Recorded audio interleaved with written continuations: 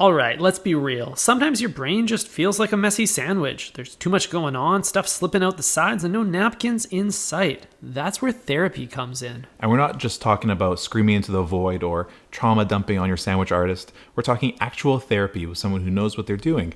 And lucky for you, BetterHelp, our paid partner for this episode, makes it easy to get started. No waiting rooms, no weird therapy office smells, just a quick questionnaire, and boom. You're matched with a credentialed therapist in a couple days. And if it's not a vibe, switch it up faster than you can switch up your sandwich sauce. So if your brain feels like a chaotic group chat, do yourself a favor, go to betterhelp.com/thinkfresh or hit the link in the description for 10% off your first month. Your future self will thank you. Salutations, breadheads. Buongiorno. Bonjour. Ty, how are you doing, man? It's been a long time since our last pod. It's been 3 or 4 days. Yeah. We are hanging out in the booth, sunroof open, park side, airplanes overhead, bird shit overhead. And I'm feeling great. I think Eric, I think there's a crow above us now. No way, really? Yeah, we're terrified we're going to get just missiled through this open air ceiling. Bunker busted through the sunroof of the Benz. These al fresco episodes come with some danger. You weren't even joking. There is a crow up there. You see that, right? Well, it's a bit risky, but if we do get shat on, we'll just have to pause or handle it live on air. Yeah, we will play the appropriate soundboard sound for that. But Ty, you had, I don't know how much detail you want to go into, whether it's covered by NDA or if there is some incriminating evidence that you don't want to share with me, but you just got back from a boys trip, from a lad's holiday. Yes. From the beautiful Canadian city of Montreal. Isn't that right? Montreal, yes, indeed. I've been practicing my français. So I'm one of the founding members of a wellness club for men. We just had our inaugural male wellness retreat, 4 beautiful days in the old port city of Montreal on the banks of the St. Lawrence River. Mm-hmm. And yeah, dude, I gotta say that wellness is great. You gotta take care of yourself. Yeah, dude. We had quite a few adventures along the way. But Montreal, that was my first time visiting that fine city. It's a very interesting place. Mm-hmm. You've been before, I believe. Yeah, I was there in 2019 for a week or so. Beautiful city. Mm-hmm. Super walkable. Super walkable. Especially, compared to most North American cities. You have a nice old town. You know what I mean? You can kind of strut around there, check out some shops or whatever, Mm-hmm. pop into your local wine establishment. Yeah. And then nothing like a jaunt down a brick-laned alley. Totally. Pop into Aesop, pop into the Essence store. I did, yeah. I noticed you went to the Essence store, but you didn't get to check out the cafe on the top floor because that is defunct now. It's been removed. I inquired with the the sales associate on the ground floor, and he said that Boots on the ground. Yeah.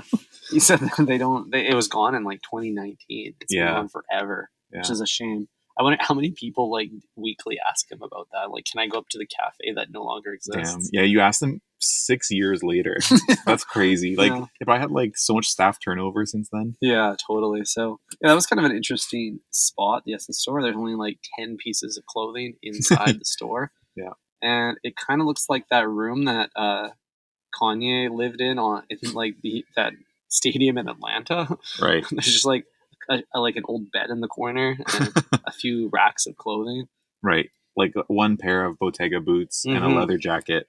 And then it's you're allowed to touch it, but you can't try it on. Exactly. Everyone's wearing a Margiela face mask. Yeah.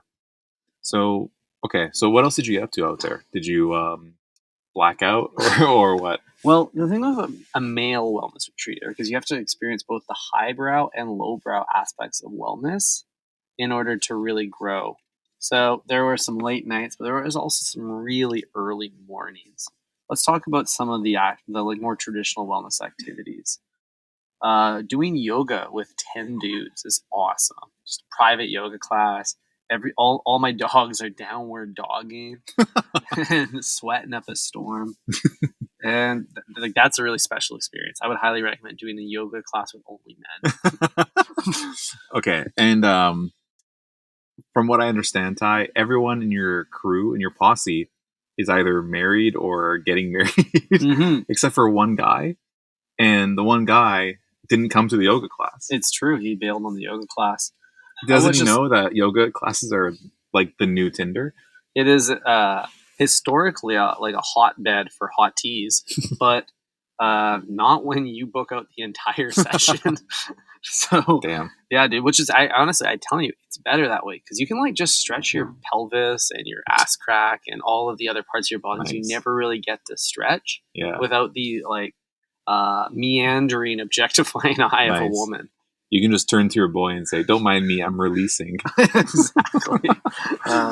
Sometimes you just gotta like let it all out. So, that rocked. Totally recommend that. I also went to Scandinave Spa with 10 dudes. Also awesome to just do an entire spa takeover. Hmm. What's really funny about that is like most time the spa is for like couples trying to have like a relaxing day. Yeah. And you know how they're always silent, right? You can't talk or whisper even. Yep. No, you can't even belch. Which is tough when you had like 17 volatile glasses of red. Yeah, the night before. Whoa, did you see how close that was to us? We just about got bombed. That landed on the car in front of me? It landed on the sidewalk right there. Dude, a crow just shat like 2 feet from your door. Jesus, dude. Oh, wow. Danger zone. I think that's where we parked last time. It is. So I think that's like their living room or something. Yeah, we're clear now. Anyway, so okay, you go to the spa, no one's talking, but the problem was the spa was pretty small. It only had like one pool, one sauna, one like eucalyptus steam room, etc., etc. So imagine you're going to the spa, you just paid like a couple $100 to take your girlfriend there. Mm-hmm. You're gonna have a romantic time, maybe do some hand stuff over by the lounge chairs.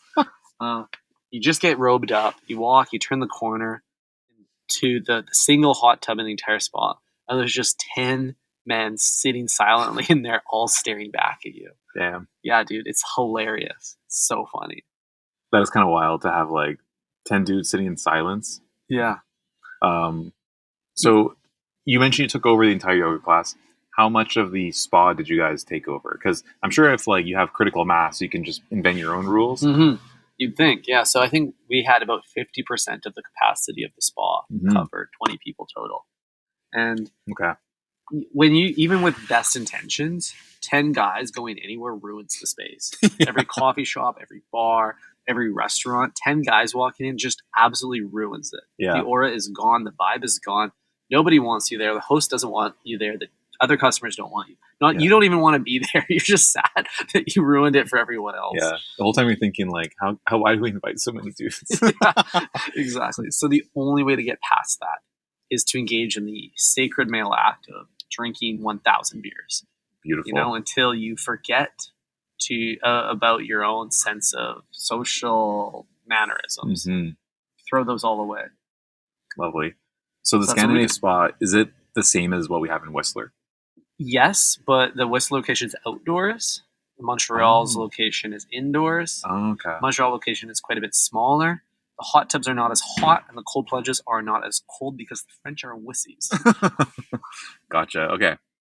That clears things up. Yeah. Yeah, so, dude, we had a crazy Airbnb. Had almost enough beds for everybody. Nice. It had You had 10 guys in the same 10 Airbnb. guys in the same Airbnb. A few guys on couches. Some guys just slept on a mattress on the floor. I do that nightly. Yeah.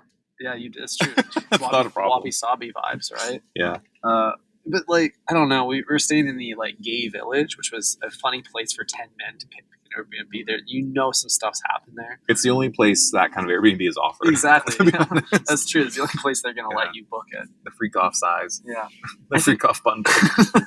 Yeah, there's stains everywhere. We just don't really look too much. Don't turn the big light on. Yeah, do not turn on the black light. Yeah. There's, I think our host was a bit of an Airbnb slum lord. Okay. Because the toilet seat was broken, the couches were all broken. There's no light bulbs in the lamps. Mm-hmm. Things were falling off the wall. You'd see paintings in random locations, Yeah. and then you pick it off and look behind it, and there'd be a hole in the wall. Oh, nice. Yeah. So clearly, this thing has seen its fair share of either gay orgies or fights. Yeah. Don't pay too much attention to the holes in the wall. Exactly. You don't want to touch those. But that's okay because we're seldom there. We were all amongst the streets, taking in the city and going on. Everybody had their own unique personal wellness journey that they Mhm. were embarking on over the weekend. So didn't spend much time there, thankfully. Okay, cool. And do you mind sharing what your wellness objective was? Or is that under NDA? No. I think it's important to share with the breadheads. Before I do that, I'll tell you some examples of other itineraries that the men had. One man was tasked with learning to redefine what love meant to him, Hmm. which required getting a pedicure that he did not choose to get. Another man was responsible for learning how to believe in himself. So he was tasked with uh, taking up conversations with strangers and also teaching Hmm. the group some of the tasks that he believed he was good at. Hmm. Another man was responsible for improving his gut health. So his job was to track his outputs throughout the weekend and share it with the group, as well as make everyone a very fibrous meal. He cooked us all overnight oats. No, chia pudding. Okay. Yeah, dude, it looked like concrete.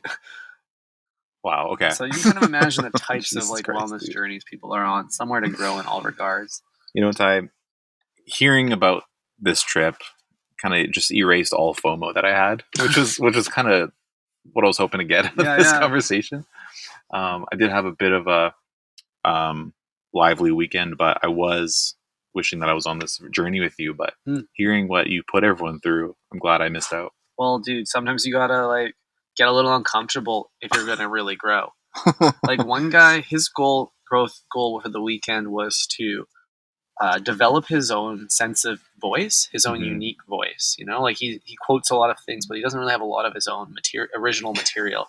You don't have this problem, clearly. Do you still have friends after this? No, Like, zero. are all these people They all kind of quit the blocked? club. Anyways, we booked him a session with a stranger we met on Craigslist that said they worked in radio for a while to workshop a new catchphrase. So one of these club members had to go meet up with him at a bar. We paid him like $50, and then they were gone for 2 hours workshopping catchphrases, and they hit it off. It was awesome. So great to see real male growth. They ended up hooking up in the gay Yeah, village. probably. We didn't ask that many questions. Yeah, dude, it was great. So my goal, I'll tell you about my goal, if you're still willing to Okay, indulge me. sure. I have a history of avoiding celebrating myself at all costs. So my own goal this weekend was to practice celebrating myself, in particular my birthday. So I had a pseudo birthday party this weekend. Everyone hosted That's awesome. it for me. Yeah, that's right. Everywhere I went, they sang me happy birthday. I had to wear a birthday sash, A hat? a hat. Exactly. I had to wear a crown, actually. King of the birthdays. Birthday boy. Yeah, it's my birthday. I developed a pretty good derivative bit off of that. Yeah. When people would say happy birthday to me, I would say, thanks, I just turned 17. Lovely. Yeah, that never landed with people. They always gave me the weirdest scrunched up face. Mm-hmm. Like, some people would say, you don't look 17. Try not to cut you off here, but we have some evidence in front of us here that we've entered the last stage of hell. No. Is that what I think it is? We are looking at a $80,000 Sprinter van fully converted into a living space. Wow. The entire time we were parked here, there was no one around, and then this guy just came out of the van. Wow, he's been in there just longer than we've been sitting here, too. Yeah. So, pretty cool stuff, I would say. I'm curious what the rig on that would be like. We could ask him. Yeah, I'm curious too. Yeah. I didn't have the balls to ask him. He just walked by. I don't want to engage with this fellow. His shirt said Fugazi on it. Dude, yeah, van lifers in 2025 feels like it's a dying art. I think there will be a resurgence because of the economy. I mean, I think if you're a van lifer, you got to be in a van and not like a $100,000 car. I agree. That's the or a problem. Sprinter. I mean, like it kind of defeats the purpose. Everyone's priced out of like living van life nicely. Yeah, Like, they should be able to. I think we need to get better conversion setups. Like maybe Temu could create like a category for that, so Yeah. you could turn these like RAV4s and this Prius into a van lifer setup too. Like strip the back seats out. I agree with that. I don't know why there isn't any of that. Okay. Well, anything else you want to say about your trip? I think the best. Did you grow from it, Ty? Are you somebody who's going to celebrate their birthdays going forward, or are you going to let all this effort kind of go to waste next year? We'll see if there's any regression. I walked away feeling a lot better about celebration because it's fun, it's fun. It's just an excuse to have more beers, Ty, and I can't believe you've ever rejected that. You're right. I mean, I love drinking beers. I love sitting in a room with 10 guys watching street takeover videos for 2 hours. Street takeover? When they the drifting ones? The drifting ones. Oh, okay. Yeah. I've gone down that same YouTube rabbit hole. For sure. I love going into karaoke bars and then having them bring out a cake with sparklers and bubble gums because you told them that you just turned 18. That's lovely. Yeah. So, yes, I think celebration is wonderful. Great. And speaking of celebration, you were also celebrating this weekend, no? Yeah, that's right. I went to a Filipino wedding. Hell yeah. Went to a Filipino wedding. What happens at a Filipino wedding? Well, everyone I tell about this, they're like, oh, it was a Filipino wedding. Yeah. It's all like something I didn't know about before. But they are just a party people. I believe that. A nation of partiers. They're happy people. They love celebrating. And talent just oozes out of them, Ty. It's true. I won't go into too much detail here, but one kind of really surprising moment for me was when the father of the bride and the father of the groom collaborated on a duet. So they both picked up the mic and sang a song together. Dude, this was like a surprise. Like, this is like they both just stood up. Oh yeah, mid-meal the at DJ reception. Just played a song, or basically they announced like, okay, now we have a performance for you. Whoa. And they stood up. The DJ fucking hit a song, and then they just sang it, and it was like incredibly well done. I don't know how that's possible. Like when I think about my dad singing, it's just like not even fathomable. No kidding. Yeah, I don't think my dad said more than one word to me. Totally. Wow. But yeah, this wedding, Ty, like no expense was spared. It was just a rager. You know what I mean? Oh, so this was like a 1% wedding. It felt like it. Yeah. Wow. Sometimes people just gotta treat themselves a little and treat everyone they know. Plus their plus ones. Yeah, exactly. So okay, so besides like the dads doing this, what are those called? The dance mobs outside of the library. What? A flash mob? Flash mob. Yeah, they did a flash mob. Flash dance. They broke into song and dance, which I only thought happened in Family Guy. No kidding. That literally sounds like a bit. Totally. What were some of the expenses that they did not spare? Well, obviously, open bar, of course, was beverage of choice for a wedding. What was it?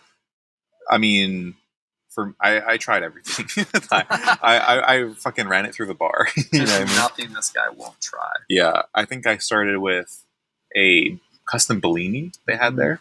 Nice little pineapple. No, peach Bellini. Hell yeah. Then I migrated over to the Pilsner. Had a few of those. Had some red wine. Had a pina colada. Nice. Had a like probably 10 shots of tequila. Hell yeah. It was a big night, Ty. And I gotta say, one key unlock here is in Japan they sell these like little vials of like God knows what. It's just like a little drink you can have. And I have no fucking clue what it's called, but there's just a picture of a liver on it. A cartoon with a little smile? Yeah, pretty much. Cute. Very cute little liver on there. And I was like, I heard that you can have these before a night out of drinking and zero hangover. Like you're nothing bad will happen. Yeah, it's like taking a limitless pill before you go out. Okay. And I gotta say, I had like minimum 20 drinks that night. And the entire night, I was like a 5 out of 10 drunk. Really? I was so coherent and like on the ball. Dude. And I was just like slamming drinks, dude. You are the liver king. Yeah, I was a liver king and queen that night. Holy shit. So this pill like prevented the alcohol from entering your cranium. Basically. Wow. That's so awesome. But it removed all kind of like filter and like apprehension on the dance floor. You know what I mean? I was just vibing out. Like, it was just perfect. Remove that kind of self-consciousness that you enter a scenario with. 100% confidence, 0% vomit. Yeah. Hell yeah. Yeah, dude. Miracle drug. It was incredible. So highly recommend those. You can Google them. I have no clue what they're called, but you'll know what I'm talking about. Yeah. Wow, that's a great unlock. Yeah. I wonder if there's something that exists that's similar for eating 12 inches of sandwich. Because I want to eat it. Here we go. Back to Subway. I don't want to deal with the repercussions. Mm-hmm. No, totally. I think there used to be like a digestif at Subway. You know, it's like maybe it's just a shot of like, I don't know, probiotic after a big meaty sub. Like when the minute you walk in the door, they just like feed you a scoop of yogurt. Yeah, totally. Yeah, coat the system. Yeah, that would actually go down very well. Or if they made like a kimchi sandwich, that would probably be nice too. They should add some more fibrous options to the menu. Mm-hmm. Ty, on your trip in Montreal, was there any kind of smoked meat inside of a 12-inch baguette situation happening? Or did you go to Subway? Did you see any Subways? Do the French eat Subway? Do the French eat Subway? I did spot a couple. One of them had the word restaurant below it, which is a funny thing to try to have to clarify. Right. The challenge with the Montreal food scene is it's very like carnivorous. So for me navigating it, there wasn't a lot of optionality. So I didn't get any smoked meat. Didn't make my way into Joe Beef. No beef for Joe. Joe Beef is incredible. That's what I watched. I did watch the Anthony Bourdain episode where he went to Montreal and then he like got really drunk with the Joe Beef guys and was like drinking out of a brown paper bag in the back of a truck at like midnight driving around the city. And I'm like, that's so awesome. That's dude, hell yeah. That me for real. Joe Beef leads to things like that. Yeah, exactly. Yeah, I watched that episode before I went, and it informed so much of my trip. Totally. I did try to hit a few of the spots. Like, he went to Bar Dominion. That place was really awesome. I hit St. Viateur for the bagels. They were pretty good. You get a little banquise action? Well, no banquise. What the hell is that? That's the late-night poutine spot. Oh, no, I didn't make it there. Because it's really hard to find vegetarian poutine, right? The gravy's always got a beef base. But then I did. And it was at a place called, I don't know how to say it in English, but they call it McDonald's. Is this like a Pulp Fiction joke? Or like, no, it's a Royale with cheese. Yeah, basically. The poutine there was so good, dude. I maybe it was because I was like geeked off 10 million drinks. But I was just like, this is perfect right now. I love poutine in Montreal. That's great. Yeah. Wow. But yeah, where else can you even try vegetarian poutine? Like, do you have anything to compare it to? Yeah. You can find a few places here. Charlotte Pub's got vegetarian poutine, but it's really thin gravy. It doesn't stack up. I gotta start like fact checking all your recommendations because you always recommend that spot, and now I'm finding out for the first time it's because they have a thin gravy poutine. Dude, in my defense, like there is very few good pub menus that appeal to my dietary preference, and Charlotte's one of them. Okay. And they sometimes have Guinness on special. For me, all that matters at a pub is the beer's cold and the patio's good. Yeah, totally. It doesn't even have to be great. Like, the patio can be a 5 out of 10. Patio can be still like they built it in 2020 and never took it down. Totally, I'm fine with that. Yeah, me too. Well, that's great, Ty. You had a nice culinary chef's tour of Montreal. That's awesome. I think I got a good sense of the kind of general culinary scene. I feel like we dunk a lot on graphic design on this podcast, but I think Montreal's restaurant scene has really figured out like palatable graphic design, and like what they're doing over there, their signage scene, their menu scene, it's all really like the perfect combination of like crafty and classy. You know, it feels elegant, it feels not too much, it feels effortless. Yeah, it's restrained. Some personality, a little bit of personality. Everyone's doing a little Sharpie face or a little like cheeky wine glass drawing with it. Yeah. So there's some homogeny to it as well, but in like the right way. Like they're all nailing the vibe. And that's great to hear. It just made me so happy because I walk around the streets of this city or any like you go to like even like Los Angeles, like the graphic design's all over the place with restaurants. Same with like Toronto, but they're just like they were locked in. Yeah. Very sensible people. I think it's because of France, personally. Right. Like, I don't think we can give Montreal any credit whatsoever. I think they just kind of take whatever they can from actual French people and just kind of claim it as their own. That's Like true. that, all that little Sharpie smiley face logo shit. It's got to be from Europe, right? That's true. Yeah, they've been doing Or that. from New York, They've been doing maybe. that in La Marais forever. Um, Yeah, dude. no, you're right. Like I feel like Montreal take the kind of like the elegant aspects of France, and then they also take all of the like gritty, like urban experience aspects of North America, and they just mush them together. And I think Yeah. that's really cool. You just got It like is cool. such a weird combination of things. You really feel like you're in a liminal space everywhere. Yeah. Yeah, dude. That's actually a great point. Like it's neither here nor there. Especially in the old part of town. Like, Mhm. there's something like really. It just reminds me of like World War II in the old town when you just like look up at the buildings Mhm. and they're all kind of just gray and like weathered and they're all very uniform. Mhm.